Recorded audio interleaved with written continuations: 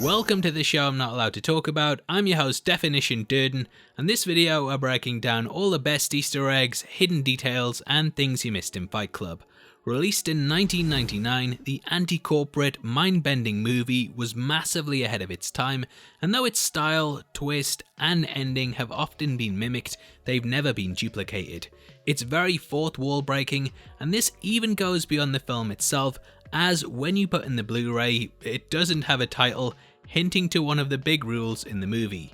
When you start it up, you'll be taken to what appears to be the menu screen for Drew Barrymore's Never Been Kissed, and when I first put the disc in, I genuinely thought I'd been given the wrong film. It completely caught me off guard to the point I took out the DVD to make sure I'd put in the right one, and yep, I must admit, Fincher, that you completely got me. Like many of you out there, I eventually realised what had happened. Well, I get it. It's very clever. But this idea of tearing down a commodity and commercial image of course ties into the message of the film itself. The film actually starts with a disclaimer that appears on screen for a split second, and these are of course common on DVDs and Blu-rays.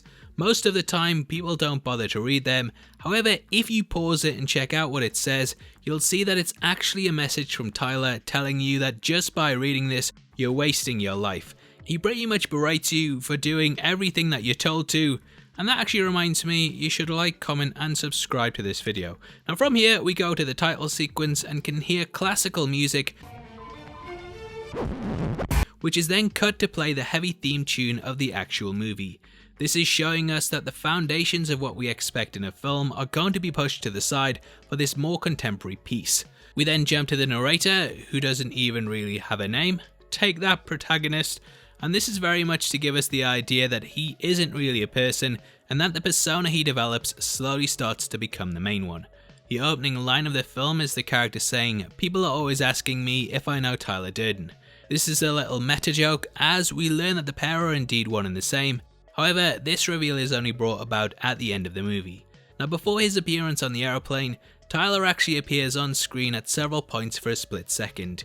These are all blink and you'll miss it moments that work very much in the same way that the character describes inserting hidden frames into films, and slowly it sets up the notion that Tyler is infecting the narrator's mind before he fully materializes. For the clips on screen now, we've slowed down the footage so that you can see every time he pops up, but in the movie itself, it's almost impossible to catch unless you're looking for it. Watching it in the cinema where you can't rewind stuff, I can imagine that many people didn't even see him, and thus Tyler is subliminally inserting himself into the audience's mind, much in the same way that he does the narrators. Similar to this is the idea of corporations now being part of every aspect of society, and this is slotted into the movie through the use of Starbucks cups. Throughout the film, these pop up at several major points, and though initially just thought to be some set dressing, the sheer amount of them goes far beyond that. Fight Club very much carries the idea that we must rebel against the system, and like the Matrix, this corporate ideology surrounds our characters at several points, even if we and they are unaware of it. In the film, we learn that the first two rules of Fight Club are that you do not talk about Fight Club. These two rules are exactly the same, much like how our two main characters are. In fact, the rules of Fight Club are very clever, as they get people used to breaking the rules early on. If the rule about not talking about Fight Club was actually upheld, then the club would not gain any more members. However, we see throughout the film that it grows exponentially, thus we can take it that everyone is talking about it, and in doing so, they're becoming comfortable with breaking the rules. Now one rule that also gets broken that we know for definite is that Meatloaf wears a shirt. We are told that you're not allowed to, but he actually had to don one to cover up the fact that he was wearing a fat suit. The narrator starts to go to support groups, and when looking through a list of them, there's one that says, "Are you schizophrenic?" Little clue towards the end. Cut to the narrator meeting Tyler for the first time, and just before it, the character has a dream that he's on an airplane as it's about to crash. This idea of his death happening before he starts what's a new chapter of his life is of course a clever way to introduce Tyler, and we are also given a hint that the pair are one and the same when the narrator remarks that they have the same briefcase. The narrator's apartment is blown up by Tyler, who prior to this scene did reveal that he knew how to build explosives. Though it is thought by the narrator that the pilot light on the stove went out, in retrospect we know that Tyler was behind it, and the clues do start to fit into place after the police discuss what happened later in the film. The narrator also says to the investigating officer that the condo was his life, thus it being destroyed shows a complete change in his. In the introduction to it, we see how the narrator very much sees his identity being in the things that he owns, and therefore this location being torn down makes him carve out a new one. We can see amongst the rubble that he also has a yin and yang table, showcasing the duality between the two characters that we follow. It's not too long before he goes and calls Tyler as he needs a place to stay. He however hangs up the phone and Tyler calls back, but if we look closely on the set, we can see that it doesn't actually receive incoming calls, hinting to us as to what's really going on here.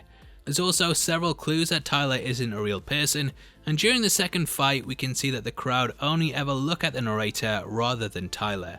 The character also lives on Paper Street, which is typically defined as a street or location that appears on a map, but one that doesn't actually exist in reality. Tyler's business card is also the Paper Street Company, and the logo of it has two identical figures staring at one another, hinting towards the dual personas. The pair start Fight Club, and one of the more interesting members of the group is Jared Leto, who plays Angel Face. During a monologue, Tyler says that they were all promised to be rock stars, and he actually looks at Jared, who at the time was headlining with 30 Seconds to Mars, which is a little bit of irony there. Now we also see at one point that a fight is started with a priest when a man sprays a hose at him. This priest later pops up in the film as part of Fight Club, showing that the ideologies are starting to be embraced by all aspects of society. When the pair get on the bus, there's only one ticket bought, hammering home the idea that they are only one person. There's also a bystander that walks past Tyler, but bumps into the narrator, hinting at the former not really being there. They actually see an advert for Calvin Klein underwear, and Tyler remarks throughout the film that, in wearing underwear in general, that someone is fitting in with the system. Throughout the film, when he's shirtless, you can actually see that he's going commando, tying in with his Easter egg in a nice little way. Anyway, back to the clues, and when holding a gun to the back of the shopkeeper's head, he also only answers questions when the narrator tells him to answer Tyler. This is because he is the only one in this scenario, and therefore Raymond, as we learn he is called, only sees there as being one person. During the car crash scene, we can see that Tyler is the one driving the car, and yet when we cut to the wreckage, he actually gets out the passenger side and pulls the narrator out of the driver's one. Tyler also appears in the hotel welcome video, which further hints to him not being someone that actually exists in the narrator's life. When Tyler gets punched, the narrator actually winces alongside him, showing how the two are affected at the same time. As he gets the chemical burn, Tyler's face also starts to sweat along with the narrator's, and there are tons of clues towards this laced throughout the movie. It's not too long before we meet Marla, and Helena Bonham Carter actually told her makeup artist to apply her makeup with her left hand because she didn't want it to seem like Carla knew how to properly put it on, or even cared about her appearance. Marla's phone number is also 555-0134, which just so happens to be Teddy's in the movie Memento. During the sex scene between her and Tyler, she asks who he is talking to when he answers the door, and I'm telling you, yeah, the narrator clues, they're all there. Now the narrator refers to himself and Tyler as us to Marla, and she asks what he means by that, showing that she's only aware of one person. When on the phone to the officer investigating the apartment explosion, Tyler and Marla stop having sex, likely because the narrator was actually on the phone at this point, so he couldn't be doing both. Now one of the big questions over the movie is how Marla gets taken to the tower at the end of the film, but when she gets on the bus we can see that the driver has a black eye, showing that he was a member of Project Mayhem. At the end of the movie, the narrator says to Tyler, "I want you to really listen to me," just before he shoots himself. Tyler suddenly pricks up as he says this, and this is because earlier in the film, the narrator says to Marla, "When people think you're dying, they really start to listen to you." The narrator truly believed that he was going to die at this point, and this is the reason that I think he manages to kill Tyler even though he only shoots himself in the cheek. Throughout the movie, we watched as a person started to deconstruct their own existence, and thus they create another person in order to fill the void. Therefore, the narrator trying to end his own life means that he ends the need for Tyler, and it does sort of make sense when you really start to think about it. The movie itself tackles the idea of old masculinity, such as savage men that want to fight one another, rebelling against the more sensitive person that they've been told to be. This is shown through Bob, who has breasts, and the hugging scene, which is a big moment for the narrator. Tyler is very much about coming in and shaking this idea up, but we very much see how this leads to nothing but destruction and loss.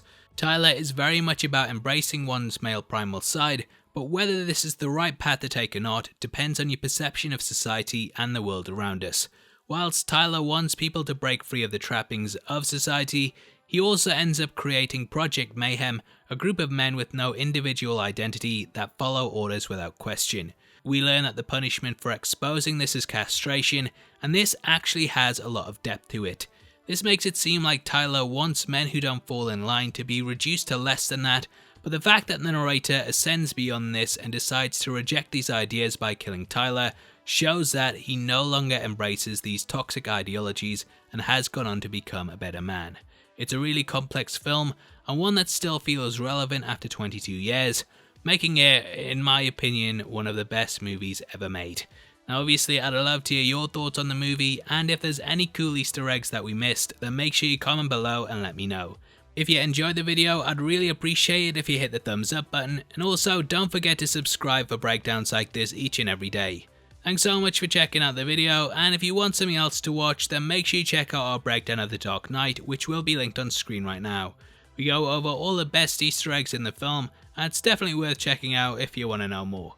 That out of the way, I've been the narrator, you've been the best, and I'll see you next time. Take care, peace.